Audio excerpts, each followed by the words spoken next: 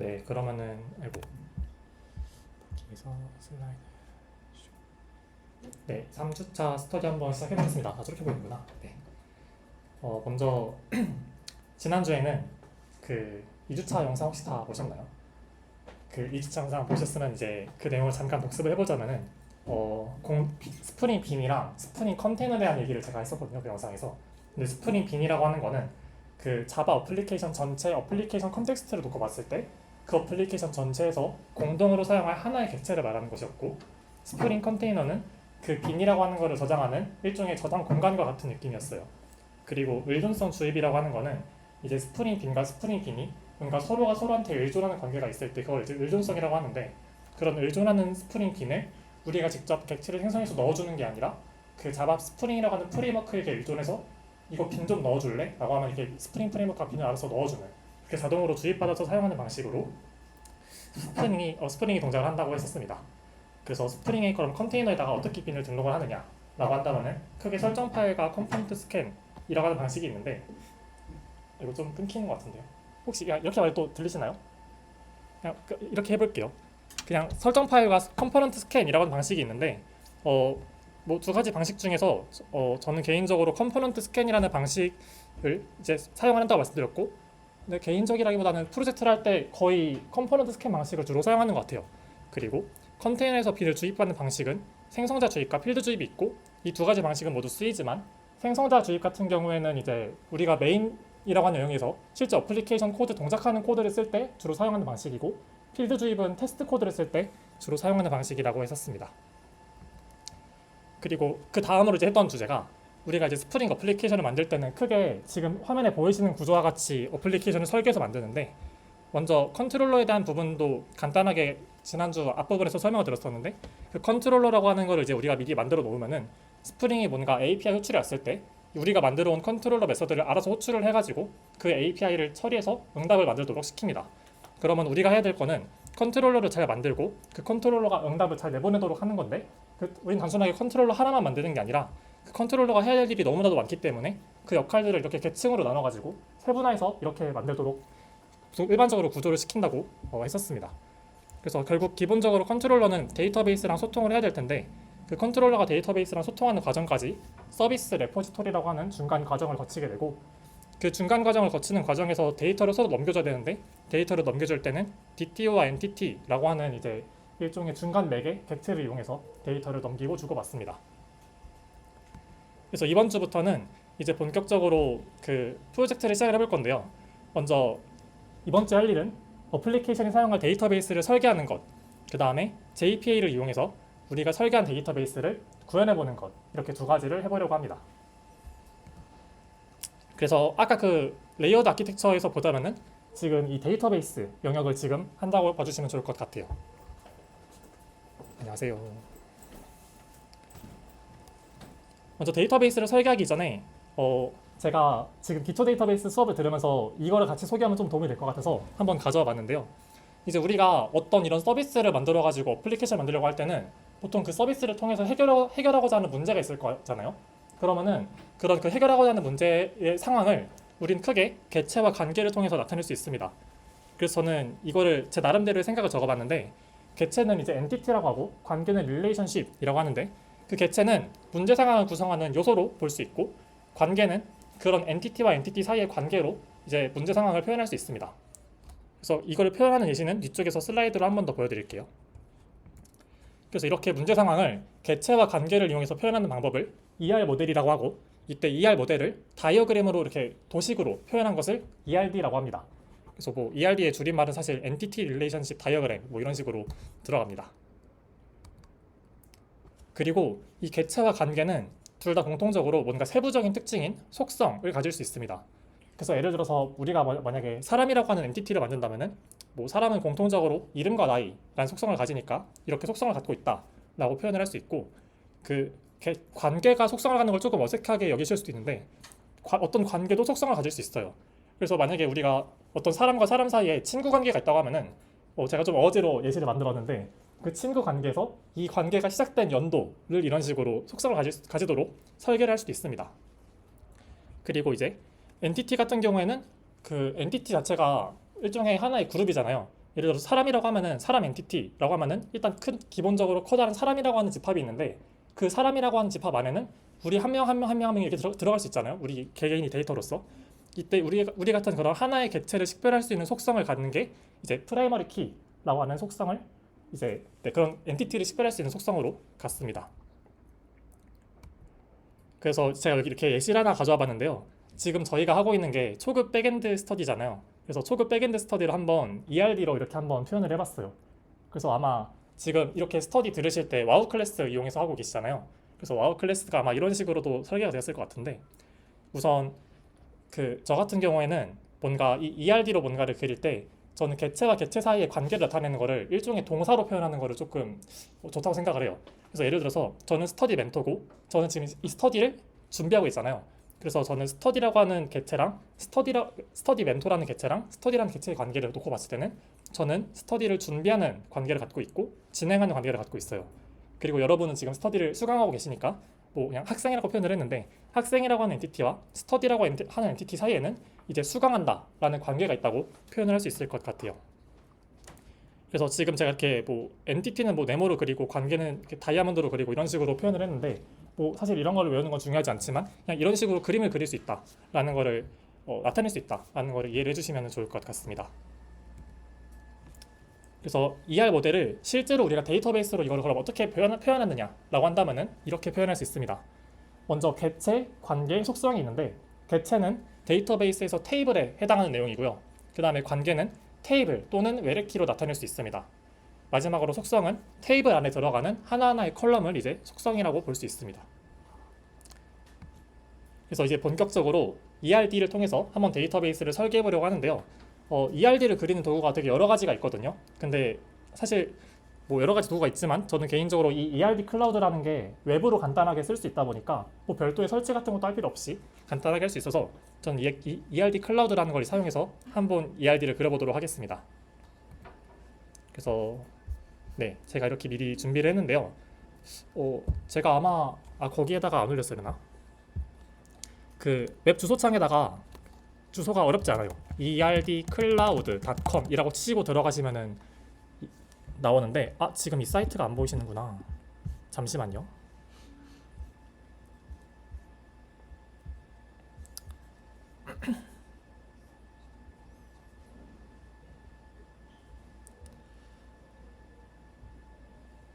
혹시 네, 화면 보이시죠? 확장된 거 말고 그냥 이렇게 진행해 볼게요. 쇼 마치고 여기 슬라이드 쇼.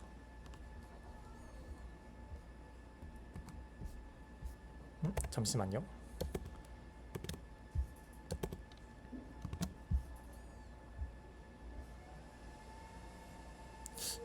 이 화면은 보이는데 네, 이렇게 해야겠네요. 일단 이 화면 보이시죠? 그래서 인터넷 주소창에다가 erdcloud.com 이라고 치시고 들어가시면은 지금 보시는 것 같은 사이트가 딱 나옵니다. 이런 사이트가 나오고 혹시 다 들어가 보셨나요? 네, 되셨으면은 그 구글 로그인으로 간단하게 로그인 하실 수 있고 로그인 하신 다음에는 여기 왼쪽에 ERD 생성이라고 하는 버튼이 있거든요. 이거를 클릭을 하시면은 이렇게 생성할 수 있는 창이 나와요. 저는 뭐 간단하게 그냥 투두 API 제가 하나 만들어 놓은 게 있어서 그냥 투라고 해볼게요. 뭐 다른 거는 그냥 뭐 자유롭게 설정하시면 될 것 같고 만들어 보겠습니다. 그럼 이렇게 비어있는 창이 하나 나오는데요. 이제 여기에서 본격적으로 우리는 테이블과 그 다음에 그 테이블 사이의 관계를 그림으로 그릴 수 있습니다. 이때 우리는 문제 상황을 구성하는 게 이제 엔티티라고 했잖아요. 그럼 먼저 엔티티를 하나 그려볼 건데 엔티티를 그리는 거는 여기 왼쪽에 여러 가지 이제 도구들이 있는데 뭐 표처럼 생긴 이게 있어요. 그래서 여기 확대가 되네요.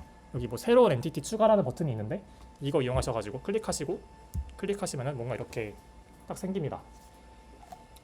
이제 저희는 투두메이트 API 서버를 클론 코딩 해보는 거니까 거기를 이제 구성하는 요소들을 검색 생각을 해볼 건데 투두메이트 API 서버는 1주차에 뭐 기능 명세를 이제 보셨다면 기억나시겠지만은 투두라고 하는 할 일 정보를 생성하는 유저가 있을 것이고 그 다음에 그 유저가 갖고 있는 해야 되는 할 일에 대한 데이터, 투두 데이터가 있을 거예요. 그래가지고 저는 유저랑 투두라고 하는 엔티티를 한번 만들어 보겠습니다. 근데 유저라는 이름이 조금 자주 사용되는 그 어플리케이션 내에서 좀 중복적으로 사용되기도 하는 이름일 수도 있어가지고 저는 일단 멤버라는 이름으로 한번 테이블을 만들어 볼게요. 이렇게 하나 만들고 똑같이 투두라고 하는 테이블도 만들어 볼게요.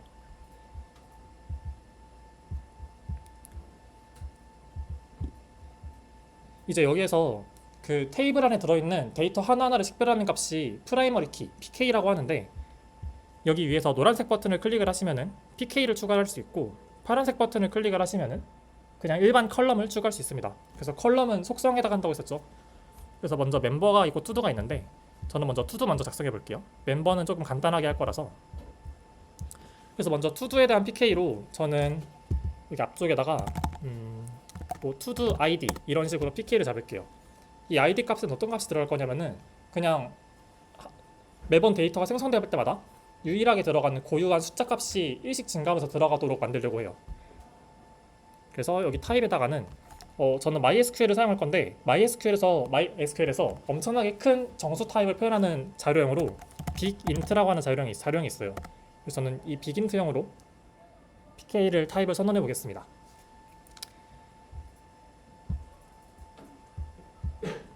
그리고 이 아래쪽에는 그냥 일반적인 이제 속성을 적용해 주면 되는데, 우리가 뭐 투두 그런 할 일 그런 데이터를 만든다고 한다면은 제가 생각이 나는 거는 뭐 투두 컨텐트, 내가 어떤 할 일을 할 것인지 적는 그런 데이터 란이 필요할 것 같고요. 이제 그거에 대한 데이터베이스 타입은 이제 여러 가지가 있지만, 우리가 보통 할 일을 적을 때는 어떤 그 할 일의 그 문자열 길이가 매번 이렇게 바뀌잖아요. 가변 길이잖아요. 그래서 데이터베이스 MySQL에서 가변 길이 문자열을 저장하는 데이터 타입으로 발찰이라고 하는 타입이 있습니다. 바차라고 하는 타입이 있고, 여기 안에다가 괄호를 쓰고 이제 이 데이터의 최대 길이를 명시할 수 있는데, 저는 한 200자 정도로 해볼게요.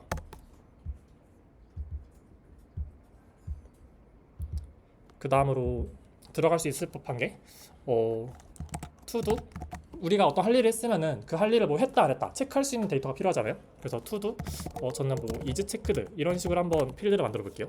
필드명은 자유롭게 만드셔도 괜찮아요. 그 다음에 이거는 정말 했다 안 했다 1 아니면 0 불린 값을 갖기 때문에 저는 이런 거를 표현할 때 저는 tinyint라고 하는 되게 작은 정수를 저장하는 타입을 사용합니다. 그 다음에 이거의 길이는 그냥 1로 제한을 둘게요. 어차피 0 아니면 1만 들어가니까요. 이 정도로 해가지고 투두를 한번 간단하게 설계를 해봤고요. 네, 이거는 지워주겠습니다.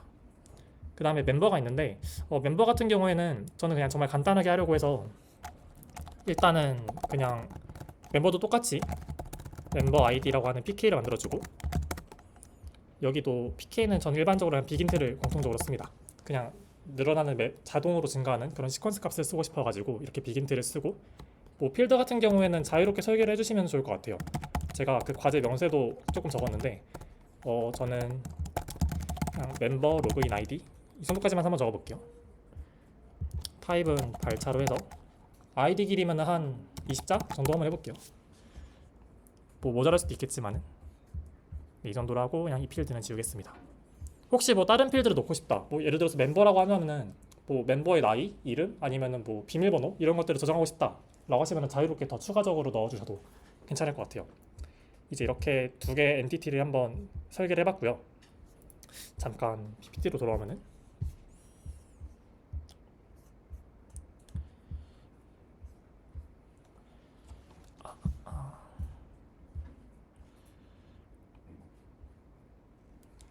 이게 슬라이드 쇼만 하면 이렇게 바뀌네요. 이제 우리는 엔티티를 각각 만들었는데, 이 각 엔티티랑 엔티티 사이에는 아까 말했다시피 관계가 있을 수 있다 했잖아요. 그런데 이 관계에는 여러 가지 종류가 있어요.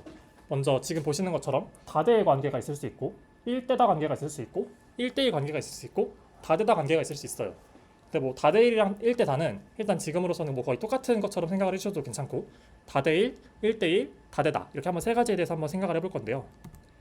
먼저 다대1, 1대다에 대해서 한번 생각을 해볼게요. 이 지금 내가 엔티티랑 엔티티 사이의 관계가 어떤 종류인지 생각을 해볼 때는 각각 한쪽의 입장에서 한번 생각을 해보시면 돼요. 먼저 이 유저랑 할 일을 놓고 생각을 해본다면은 먼저 유저 입장에서 먼저 생각을 해보는 거예요. 유저 입장에서 한 명의 유저는 여러 개의 할 일을 만들 수 있죠.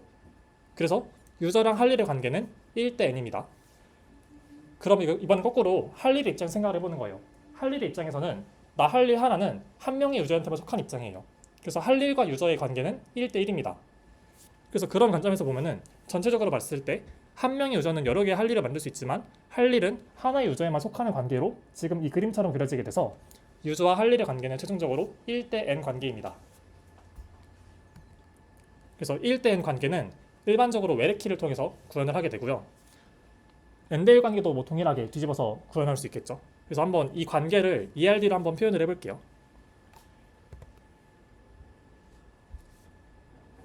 ERD에서 이걸 표현을 할 때는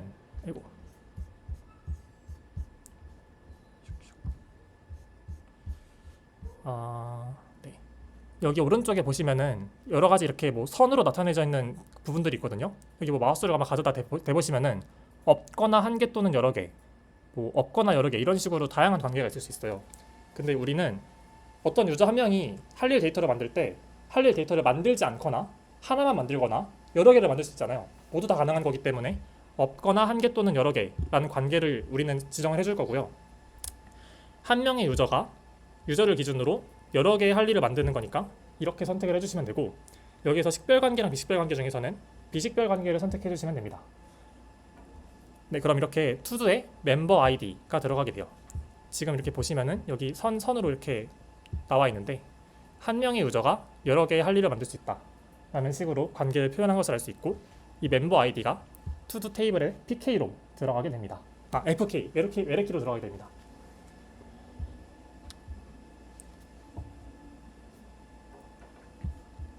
다시 한번 해볼게요.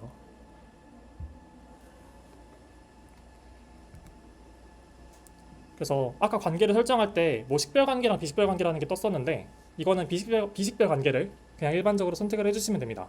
뭐 관계 대상의 PK를 자신의 프라이머리 키, 기본 키로도 사용하는 거는 이제 일반적이지는 않는 관계다 보니까 아마 이거 투두 이거 하시는 과정에서는 아마 비식별 관계만 쓰시면 될 거예요.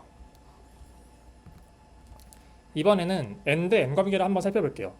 n-n 관계는 일단 제가 적절한 예시가 생각나는 게 이거라서 한번 회원과 동아리 관계로 표현을 해볼게요. 이것도 마찬가지로 각각 한쪽의 입장에서 생각을 해보시면 돼요. 먼저 회원의 입장에서 생각을 해보면은 한 명의 회원은 우리 입장에서 봤을 때 한 명의 회원은 여러 가지 동아리에 들어갈 수 있잖아요. 지금 뭐 내가 GDSC만 들어갔을 수도 있지만 뭐 다른 중앙 동아리 밴드라든가 아니면 뭐 다른 학회라든가 여러 가지 동아리에 들어갈 수 있으니까 회원과 동아리는 이제 1대-n 관계라는 것을 알 수 있고, 거꾸로 동아리 입장에서도 하나의 동아리는 여러 회원을 가질 수 있잖아요. 그래서 동아리도 1대-n 관계를 갖는 것을 알 수 있습니다. 그래서 이 관계는 종합적으로 봤을 때 n-n 관계라는 것을 알 수 있어요. 이때 n-n 관계는 외래키가 아니라 테이블을 사용해서 이 관계를 나타내는 것이 일반적입니다. 그래서 지금 이 화면을 보시면은 회원과 동아리, 이 회원과 동아리 쌍을 저장하는 그 정보를 저장하는 테이블을 별도로 만들어서 이 테이블에다가 이 관계를 저장해서 n-n 관계를 나타내게 돼요.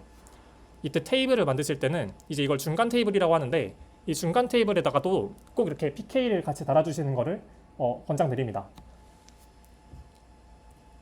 이 PK 없이 이 외래키 두 개를 쌍으로 해가지고 이 두 개를 가지고 PK로도 쓸 수도 있기는 한데 그렇게 하는 것보다는 제가 백엔드 개발했을 때는 이렇게 별도의 PK를 또 추가로 만들어가지고 다루는 게 되게 일반적인 케이스라서 이렇게 하면 좋을 것 같아요. 그리고 이렇게 뭔가 두 엔티티가 서로 관계를 맺을 때는 꼭 그 엔티티가 서로 다를 필요가 없어요. 예를 들어서 유저와 유저 사이에 친구 관계를 맺는 경우에는 똑같은 유저라고 하는 엔티티 내에서 관계를 맺을 수도 있습니다. 그래서 데이터베이스 설계할 때 사실 투두메이트 할 때 친구 관계 맺는 거에 대한 명세가 있었잖아요. 그래서 그 명세를 ERD로 구현하실 때도 이 내용 참고하셔가지고 구현하셔도 좋을 것 같습니다. 네, 지금까지 데이터베이스 설계에 대한 좀 이론적인 이야기를 했었는데요. 이제 본격적으로 한번 JPA를 사용해서 ERD로 설계한 데이터베이스를 구현해 보도록 하겠습니다.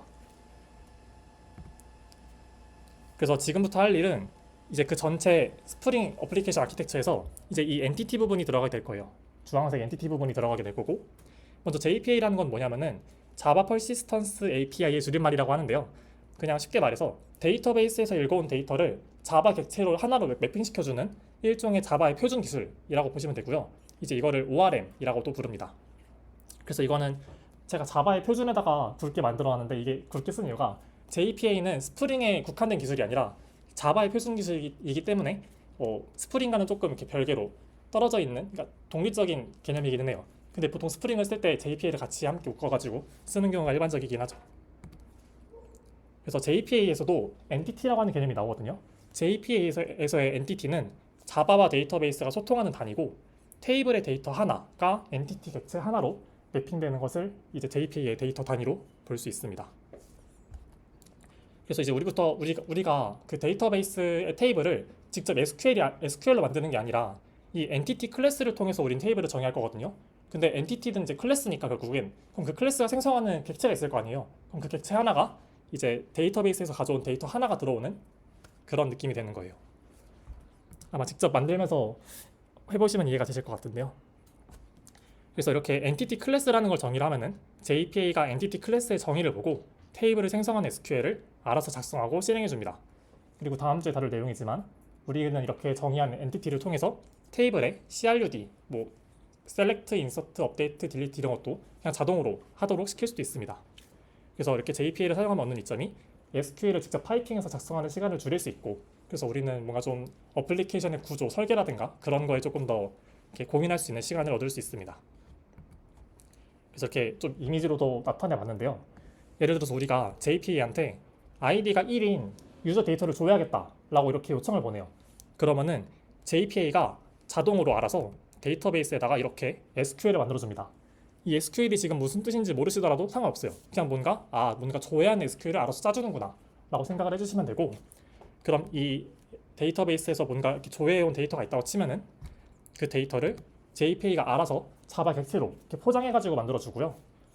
실제 사용하는 우리 입장에서는 이 데이터베이스에 어떻게 동작이 되는지 모르더라도 우리는 그냥 JPA한테 시키면은 JPA가 알아서 쿼리까지 만들어줘가지고 그냥 데이터베이스로부터 데이터를 가져오는구나 라고 이해할 수 있는 그림으로 바라볼 수 있게 됩니다. 그래서 이제 코드를 칠 시간이 다시 왔는데요. 데이터베이스를 한번 준비해보고 JPA로 한번 테이블을 만들어 보도록 하겠습니다. 먼저 데이터베이스는 간단하게 사용할 수 있는 H2 데이터베이스라는 걸 사용할 건데요. 이 데이터베이스가 좋은 게 이제 어떤 데이터베이스의 언어를 사용할 건지, SQL을 사용할 건지 그런 거를 지정해서 마치 그 데이터베이스처럼 행동하도록 뭔가 이렇게 흉내를 내도록 시킬 수 있어요. 그래서 한번 우리는 MySQL이라고 하는 데이터베이스를 흉내내도록 한번 시켜보도록 하겠습니다. 그래서 이제부터 한번 코드를 쳐볼 건데요. 먼저 의존성 추가하는 것부터 해야 돼요. 한번 해보겠습니다. 먼저 기존에 작성하셨던 이 코드에서 여기 아래쪽에 가보시면은 안 보이시는구나. 잠시만요. 네, 보이시죠? 여기 기존에 이제 자바 프로젝트로 오셔가지고 여기 오른쪽에 내려다 보시면은 여기 아래쪽에 build.gradle이라고 하는 파일이 있어요. 여기에 들어가 보시면은 네, 지금 이렇게 되어 있는데 뭔가 이렇게 코드들이 뭔가 쭉 있고요. 아래쪽에 내려다 보시면은 여기 dependencies라고 하는 영역이 있거든요. 여기 영역에다가 이제부터 우리는 그 어플리케이션을 만들 때 JPA랑 H2 데이터베이스를 쓸 거다라고 하는 이제 그런 의존성을 명시를 해줘야 돼요. 마치 라이브러리를 다운받을 때 그 다운받을 라이브러리의 주소를 입력을 시켜놓는 느낌이에요. 그래서 여기에 주소를 칠 건데 이걸 이제 하나하나 타이핑하는 게 힘들어가지고 제가 노션에다가 미리 그거를 올려놨어요. 여기 있나 모르겠는데 스터디 공지. 네, 그 노션에 보시면 제가 이렇게 이거 의존성을 미리 준비해 놨거든요. 이거를 그대로 복사하셔가지고 그대로 똑같이 쓰시면 됩니다. 그래서 이쪽에다가 이렇게 붙여 넣어주시고 이거 H2 데이터베이스 의존성도 이렇게 복사하셔가지고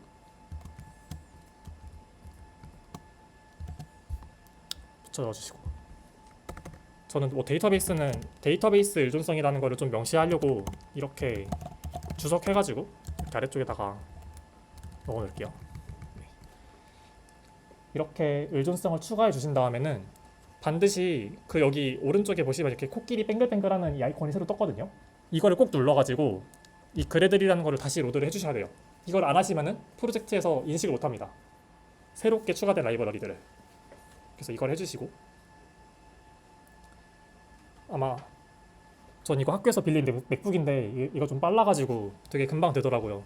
근데 제 개인에서 쓰는 그램 노트북은 되게 느려가지고 혹시 느리시면은 조금 이렇게 천천히 기다려 보시면은 금방 되실 것 같아요. 그래서 이렇게 의존성을 추가를 해주고요.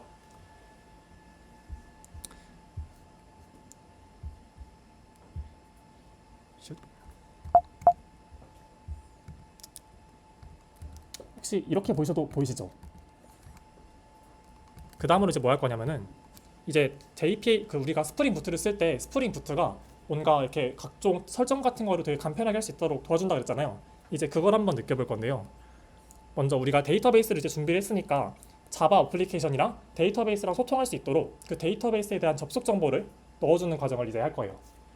그래서 그걸 어떻게 할 거냐면은 그 스프링 부트에서 사용하는 설정 파일이 이 리소스라고 하는 폴더 밑에 있는 이 어플리케이션 프로퍼티스라는 파일이 스프링 부트가 사용하는 설정 파일입니다. 그래서 이제 이거를 사용해서 여기에다가 이제 데이터베이스에 대한 접속 정보라든가 그런 다양한 내용들을 넣어줄 건데 지금 이게 확장자가 이렇게 프로퍼티스로 돼 있잖아요. 근데 이거 말고 우리는 YML이라고 하는 야멜 파일 형식으로 바꾸려고 합니다. 그래서 리팩터링해서 이름 변경을 하시고 뒤에는 확장자만 YML로 바꿔주시고 엔터를 치시면은 이렇게 야멜 파일로 바뀌게 되고요. 지금 야멜 파일 형식에서는 이렇게 뭔가 점으로 구분되고 이렇게 는을 써가지고 속성을 입력하는 게 아니라 설정 정보를 입력할 때 점 대신에 콜론을 써요. 점 대신에 콜론, 그 다음에 점 대신에 콜론, 그 다음에 이거 는 대신에도 콜론을 씁니다. 이렇게 해서 이렇게 해주시면은 설정 정보가 입력이 다 되고요. 근데 사실 제가 이렇게 열심히 쳤지만 이제 앞으로 여기에다가 데이터베이스랑 관련된 접속 정보를 다 입력을 해야 되거든요. 근데 그거를 이제 일일이 타이핑하는 거는 불편하실 것 같아가지고 그것도 제가 노션에다가 미리 준비를 해놨어요. 그래서 노션을 보시면 여기 아래쪽에 application.yml이라는 파일 이 부분이 있는데 이거를 복사하셔가지고 이거 여기에다가 그대로 이렇게 넣어주시면 됩니다.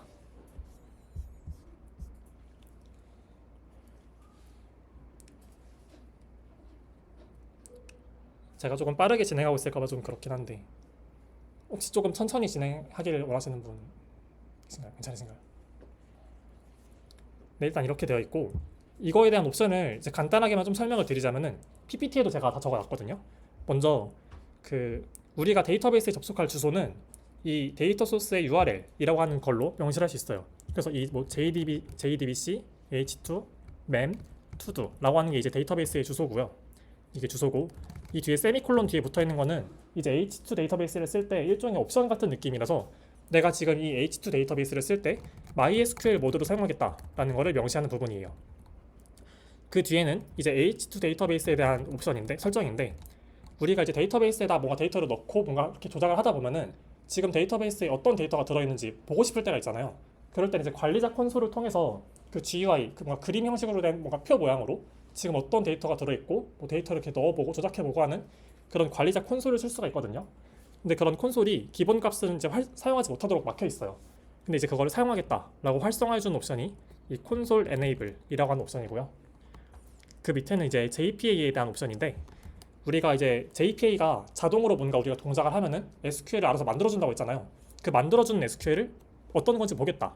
그래서 수 SQL이 이제 SQL이 어떤 걸 만드는지 보는 것이고 그다음에 그 밑에 하이버네이트 하면서 이렇게 있는 거는 SQL을 보여줄 때 그 쉘에다가 출력을 해주거든요.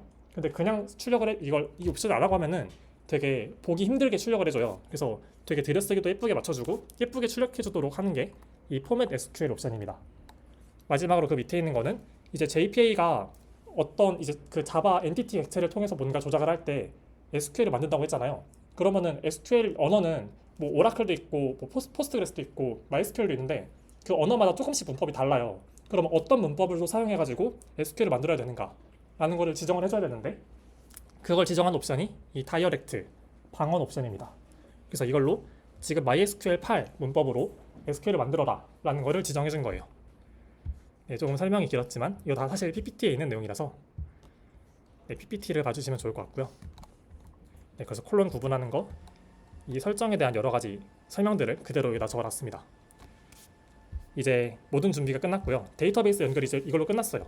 이제 한번 어플리케이션을 실행해 보시고 그 실행하실 때는 뭐 저는 지금 여기 바로 이렇게 뜨는데 만약에 안 보신다라고 하시면은 그 메인에서 이 투두 어플리케이션 여기 메인 함수가 있거든요. 이 메인 함수 쪽에 있는 거를 실행을 해주시면 됩니다. 그리고 실행을 하시고 여기 밑에 톰캣 스타티드 온 폴트 8080 뭐 이런 문장이 쉘에서 보이시면은 이제 잘 실행이 된 거니까 들어가 볼 수 있어요. 그래서 한번 잘 되나 한번 들어가 보도록 하겠습니다. 들어가실 때는 로컬호스트 8080에 이 h2 다시 콘솔이라고 하는 URL로 들어가 주시면 돼요. 아마 이 URL도 제가 PPT에다가 적어 놨을 거예요. 그거 보시고 들어가 주시면 되고요. 들어가 보시면 이런 창이 뜰 거예요. 이렇게 뭔가 입력하는 창이 딱 하나 뜨고요. 조금 확대가 안 되네요. 여기 보시면은 아마 다른 거는 건드실 필요가 없을 거고, 그 여기 JDBC URL이라고 하는 부분이 있는데, 여기에다가 우리가 아까 그 데이터 소스 URL을 입력했던 그 URL을 그대로 넣어주시면 돼요. 그래서 여기 어플리케이션 YML에서 여기 있는 이 URL을 그대로 복사해가지고 이쪽에다가 그대로 넣어주시면 됩니다.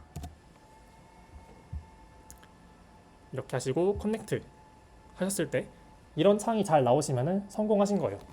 잘 데이터베이스랑 연결이 된 거예요.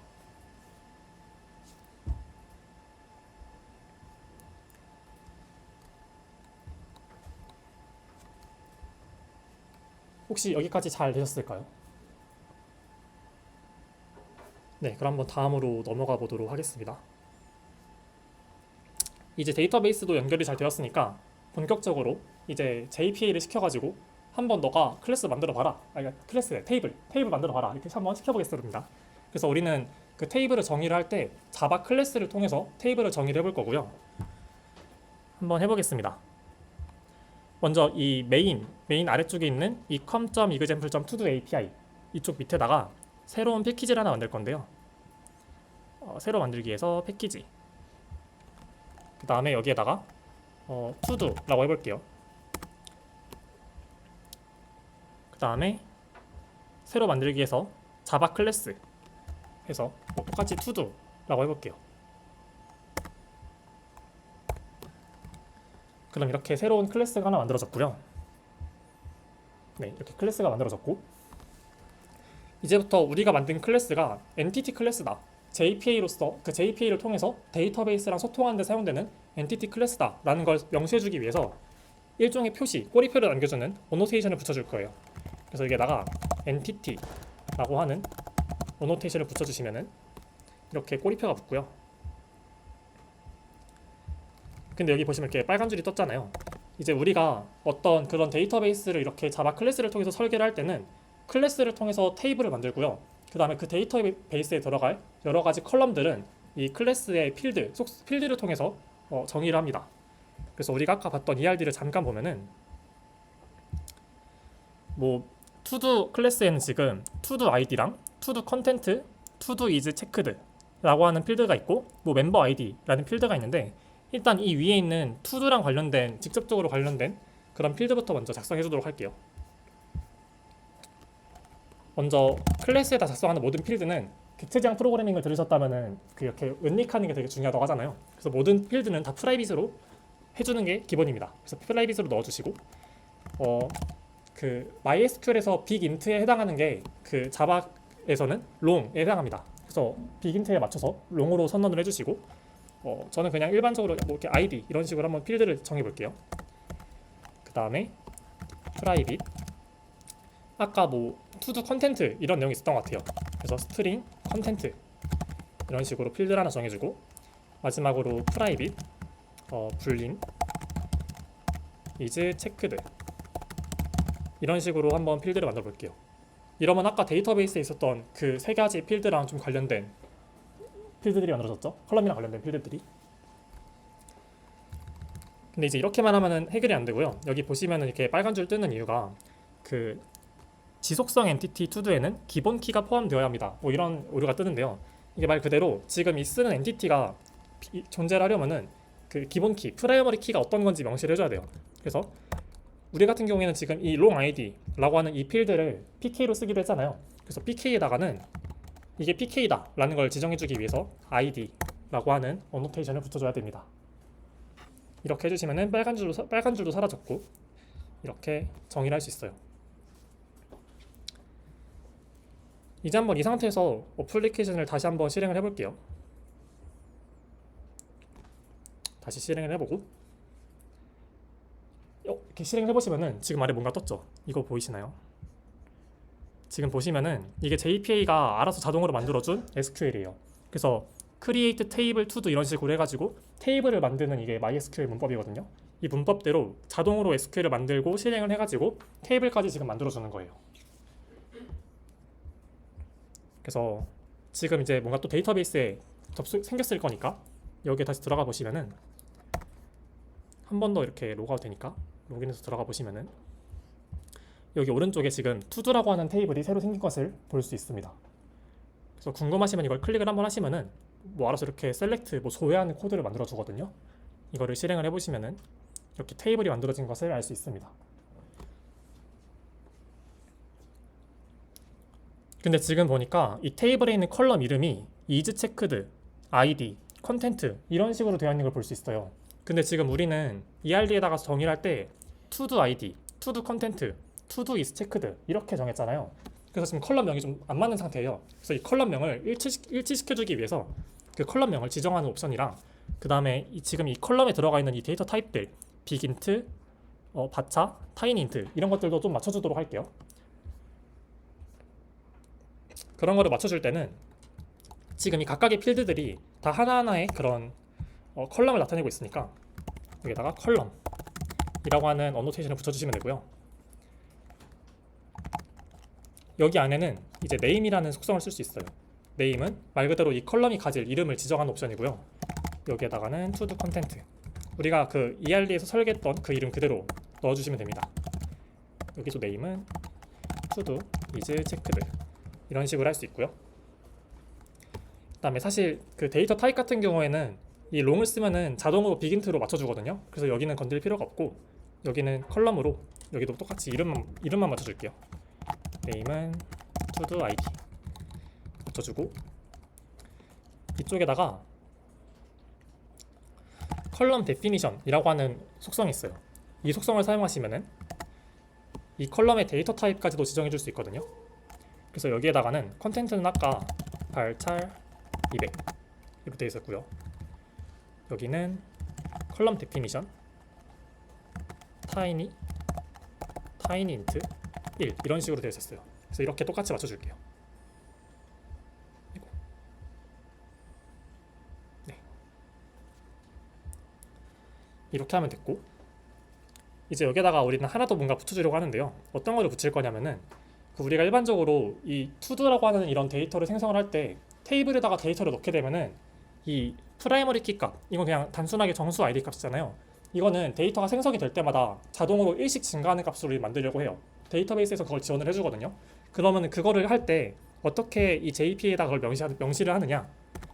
여기에다가 generated value라고 하는 어노테이션이 있어요. 이거를 사용해 주시면은 앞으로 데이터를 생성할 때마다 이 id 값은 자동으로 일씩 증가하도록 우리가 설정할 수 있습니다. 근데 이때 이 generated value를 쓸 때는 그 이 값을 결정하는 전략을 결정할 수 있는데 우리는 일반적으로 identity라고 하는 전략을 사용합니다. 이게 어떤 전략이냐면은 보통 이 키값을 결정할 때 그 데이터베이스가 자체적으로 이제 다음으로 어떤 키값을 쓸지 결정하고 있는 그런 자료가 있거든요. 그 자료를 이용해서 데이터베이스더러 지금 이 id에 들어갈 값을 너가 결정해서 넣어라 라는 걸 이제 위임하는 게 이 아이덴티티 속성입니다. 제가 지금 말하는 건 전부 다 PPT에 있는 내용이니까 혹시 놓치시더라도 나중에 PPT를 보시면 될 것 같아요. 이제 이렇게 한 다음에 다시 한번 실행을 해볼게요.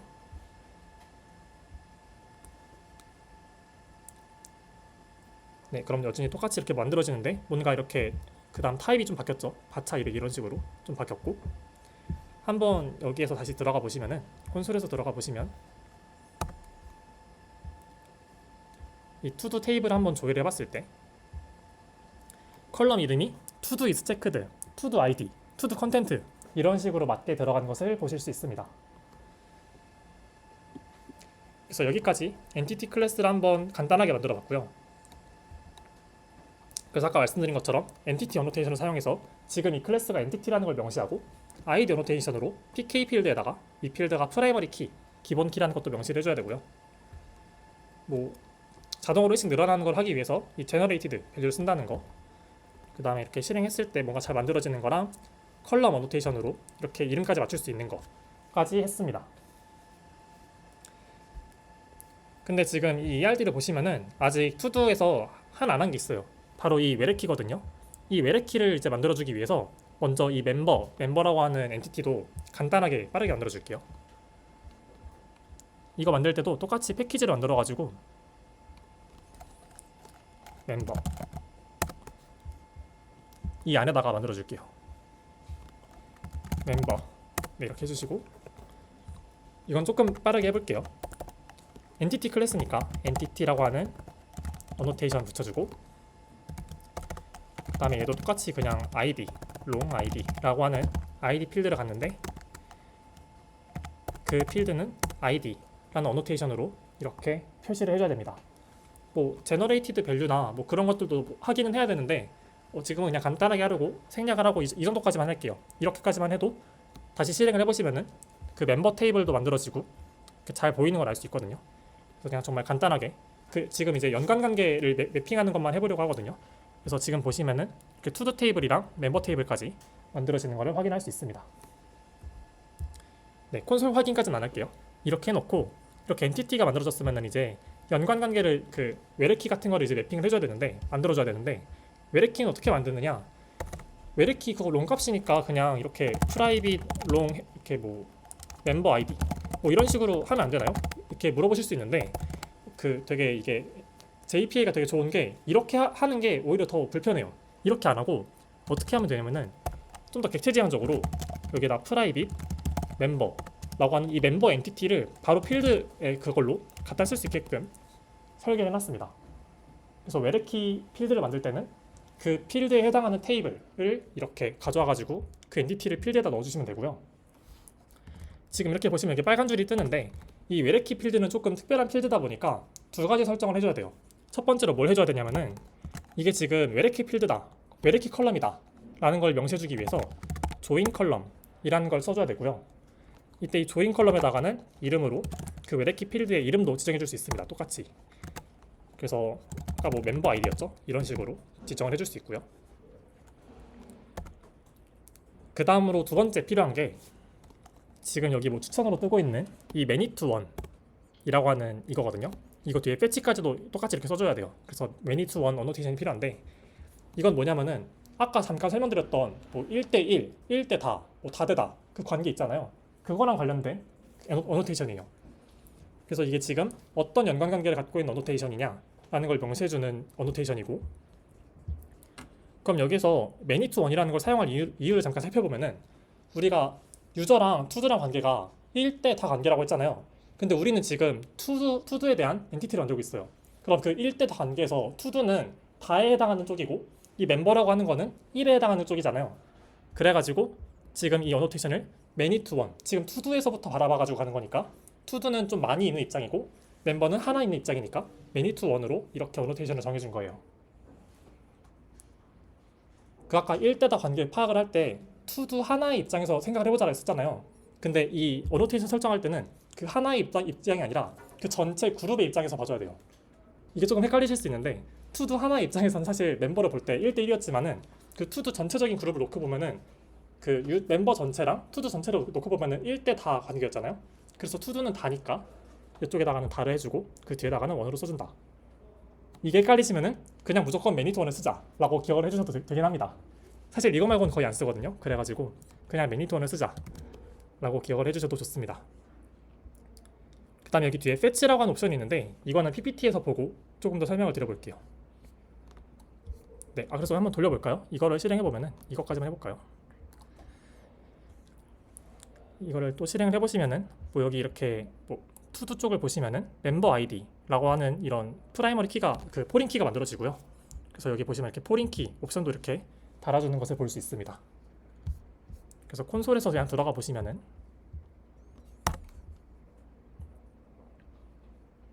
근데 이렇게 지금 멤버라고 하는 테이블도 새로 생겼고요. 투두라고 하는 테이블을 조회를 해보면은 이 안쪽에 멤버 아이디라고 하는 필드가 생긴 것을 알 수 있습니다. 그리고 이 필드는 포린키 필드입니다.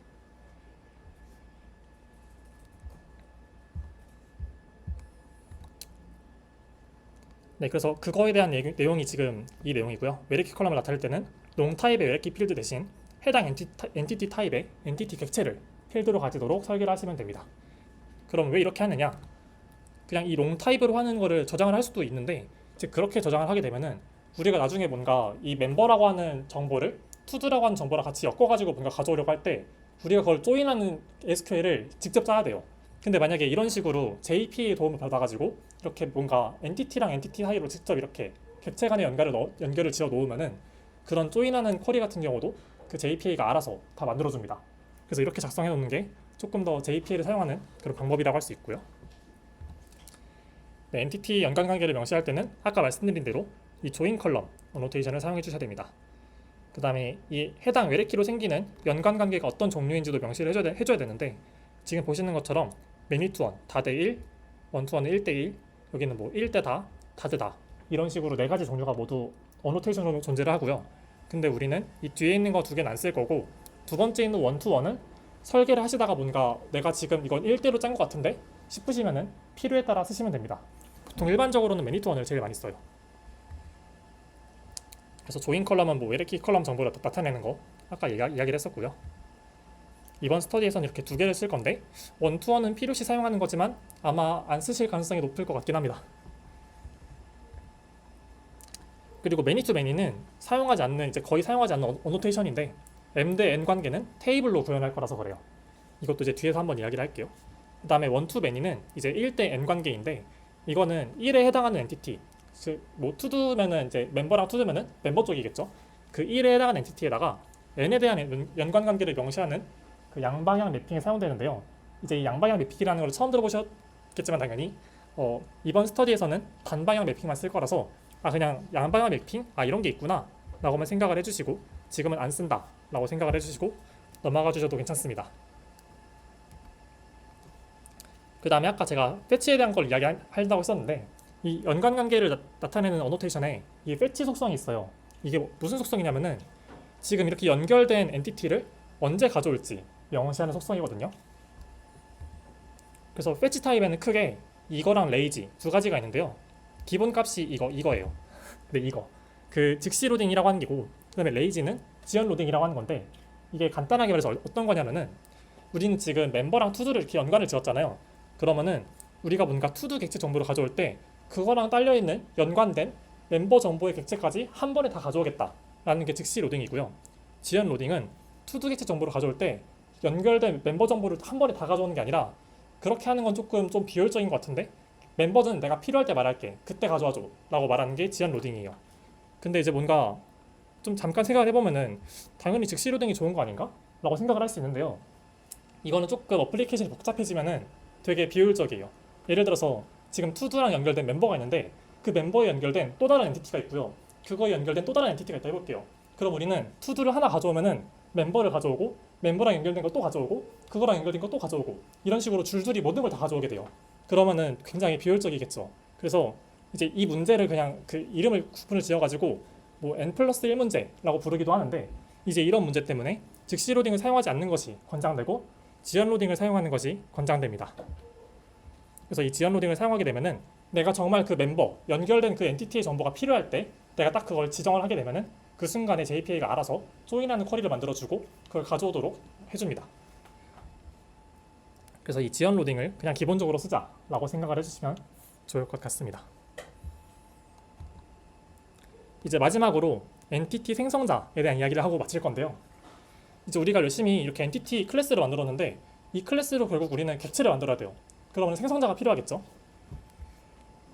그래서 한번 생성자를 만들어 보도록 하겠습니다. 좀 내리고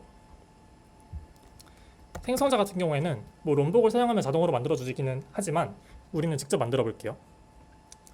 아마 그 윈도우를 사용하시는 분들은 Alt 키랑 인서트 키를 누르시면 될 거고 맥북을 사용하시면은 커맨드랑 N 키를 누르시면은 이렇게 생성이라고 하는 뭔가 이런 메뉴가 뜹니다. 뭐 제너레이트 아마 영어로 그렇게 뜰 텐데 윈도우에서는 Alt 인서트 키를 누르시면 돼요. 그럼 이렇게 뜨고요. 여기서 우리가 원하는 대로 생성자, 뭐 게터, 세터 이런 거를 막 만들 수 있거든요. 이건 인텔리제이가 기본으로 제공해주는 기능이에요. 그래서 생성자를 이렇게 선택을 하시면은 이 중에서 어떤 필드들에 대한 생성자를 만들 건지 우리가 선택을 할 수 있어요. 여기에서 우리는 ID를 제외하고 이 나머지 3개에 대한 생성자를 만들어 줄 거예요. 그래서 이거 스트링부터 해가지고 Shift를 누르고 이렇게 키보드 아래쪽 누르시면은 이렇게 선택이 되고요. 이렇게 선택을 해가지고 확인 하시면은 ID 필드를 제외한 나머지에 대해서 생성자를 만들어줍니다. ID를 제외한 이유는요, 그 ID 값은 데이터베이스가 자동으로 결정하게끔 이 제너레이티드 밸류를 썼죠. 그래서 우리는 생성자로 직접 이 ID 값을 지정할 필요가 없어요. 그래서 이렇게 생성자를 만들어줬고요. 근데 이제 이렇게 만들어주고 나면은 여기 하나 에러가 떠요. 이 에러가 뭔지 보면은 클래스 투두에는 퍼블릭 또는 프로텍티드 접근 제한자에 인자 없는 생성자가 포함되어야 합니다 라는 에러가 뜨거든요. 이게 JPA가 동작을 할 때 그 인자 없는 생성자, 기본 생성자를 꼭 가지도록 이렇게 설계가 되었다고 해요. 그래서 이걸 만들어줘야 되는데 우리는 그냥 뭐 여기에다가 직접 이렇게 뭐 퍼블릭 투두 뭐 이런 식으로 뭐 만들어줘도 보면 되긴 하지만 그럼 이제 에러 사라졌죠. 이렇게 할 수도 있지만 뭐 이렇게 매번 만들어주는 게 되게 좀 이렇게 편하진 않잖아요. 그래가지고 롬복을 이용해서 간단하게 만들어줄게요. 롬복을 이용하면은 얘가 no argue constructor라는 거를 제공을 하고요. 근데 이걸 기본으로 이렇게 만들어주게 되면은 퍼블릭으로 열린 퍼블릭 접근 제한자에 생성자가 만들어지거든요. 근데 이 퍼블릭으로 만드는 건 우리가 진짜 쓰려고 만드는 게 아니라 JPA가 필요하다 해서 만들어주는 거잖아요. 그래서 우리가 실수로 그런 아무것도 들어있지 않은 빈 객체를 만들지 않게끔 이 접근 제한자를 바꿔줘야 돼요. 그래서 여기서 access라고 하는 속성을 주시면은 접근 제한자를 바꿀 수 있는데 이걸 protected로 해주시면은 protected 접근 제한자에 그 인자 없는 생성자를 만들어주게 됩니다. 이렇게까지 하시면은 이제 엔티티에서 생성자를 만드는 것까지 모두 끝났고요. 네, 이제 이걸로 엔티티에 대한 모든 정의가 끝났습니다. 여기까지가 이제 엔티티 설계를 하는 모든 과정이고요. 지금 이 멤버에 대해서도 안 했는데 멤버에 대해서도 똑같이 하면 되고, 그다음에 뭐 만약에 다른 엔티티를 만든다 그러면 그거에 대해서도 이 과정을 똑같이 해주시면 됩니다. 그래서 PPT로 돌아오면은 네, 이렇게 할 수 있고 엔티티 생성자 만드는 거 얘기를 했었고요. 뭐 제가 여기다가 뭐 빌더라고 하는 어노테이션도 소개를 하긴 했는데 관심 있으시면 한번 찾아보셔도 좋을 것 같아요. 뭐 모르시더라도 물론 충분히 개발은 할 수 있는데 여러 가지 편의성을 좀 제공해 줍니다. 그래서 JPA는 엔티티 객체를 다룰 때 퍼블릭 또는 프로텍티드에 인자 없는 생성자가 필요하기 때문에 만들어졌고요. 이건 이제 이 롬복이 제공하는 no argue constructor를 사용하면 간단하게 만들 수 있습니다. 그리고 여기 나와 있는 대로 지금 우리가 여기 만든 모든 필드는 프라이빗이잖아요. 근데 우리가 나중에 뭐 서비스나 그런 컨트롤러 이제 그런 코드들을 쓰다 보면은 이 엔티티에 있는 값들을 접근해서 읽어야 될 때가 있어요. 그때를 위해서 getter라고 하는 getter 함수까지 만들어주도록 하겠습니다. 혹시 이거 getter에 대해서 잘 모른다 하시면은 인터넷 검색해보시면 정말 설명 다들 잘 되어 있는 글이 많아가지고 그거 읽어보셔도 좋을 것 같아요. 네, 여기까지 하면은 된 것 같습니다. 네, 이걸로 이제 이번 주 스터디가 모두 끝났고요. 되게 많은 내용들이 와다다다 나왔죠. 정리를 잠깐 간단하게 해보자면은 우리 먼저 첫 번째로 ERD를 통해서 데이터베이스를 설계할 수 있다 라고 해서 ERD 클라우드를 통해서 데이터베이스를 설계해봤고요. JPA는 데이터베이스랑 자바 객체를 매핑하는 도구라서 이 매핑하는 도구이고, 그 다음에 DB와 매핑되는 자바 객체 하나를 엔티티라고 부른다고 했습니다. 그리고 JPA를 사용해서 엔티티 클래스를 데이터베이스로 정의할 수 있고요. 엔티티 클래스를 만들 때는 뭐 이런 어노테이션이 필요하고, 만약에 ID 값이 자동으로 생성되도록 만들 때는 뭐 제너레이티드 밸류를 쓰고, 뭐 일반 컬럼에는 컬럼 어노테이션으로 이렇게 컬럼 타입이나 이름을 우리가 원하는 대로 지정할 수 있었고요. 외래키를 나타낼 때는 엔티티 객체를 필드로 넣은 다음에 조인 컬럼, 뭐 매니투원을 사용해가지고 설정을 넣어주시고, 매니투원에서는 fetch 속성을 꼭 레이즈로 직접 지정을 해주셔야 됩니다. 마지막으로 엔티티 생성자는 보통 ID 필드를 제외하고 만듭니다. 왜냐하면 ID 값은 기본으로 생성이 되니까요. 그리고 JPA가 엔티티를 사용하려면 인자 없는 생성자가 별도로 필요하기 때문에 no argue constructor로 간편하게 만들어줄 수 있습니다. 네, 이걸로 이제 다 끝났고 이제 과제에 대한 설명인데요. 과제는 제가 이미 노션에도 올렸지만 그냥 프로젝트 기능 명세를 보고 직접 ERD를 그려보신 다음에 그 그리신 ERD를 기반으로 엔티티 클래스를 작성해 보시는 것까지가 과제입니다.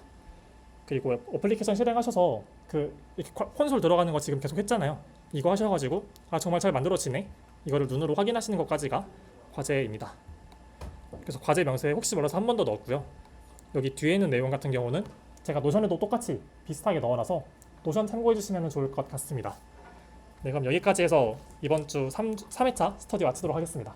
감사합니다.